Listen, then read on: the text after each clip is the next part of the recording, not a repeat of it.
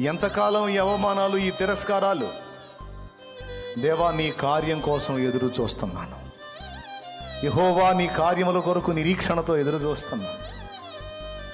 యెషయా అంటాడు, యెహోవా కొరకు ఎదురు చూచువారు నూతన బలం పొందుతారు.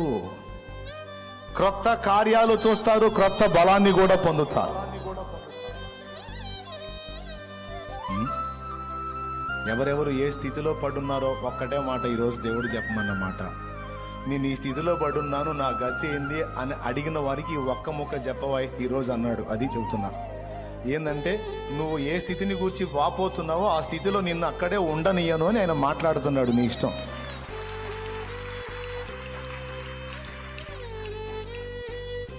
దుర్వ్యసనాల్లో చిక్కుబడిపోయి బురదలో పందికి నాకు తేడా లేని బతుకుతున్నాను. ఎంతకాలం అంటే దేవుడు అంటున్నాడు, నిన్ను ఆ స్థితిలో ఉండనేను. నువ్వు నా వైపు చూస్తున్నావుగా, నీ వల్ల కాదని ఎరిగి నా కోసం చూస్తున్నావుగా,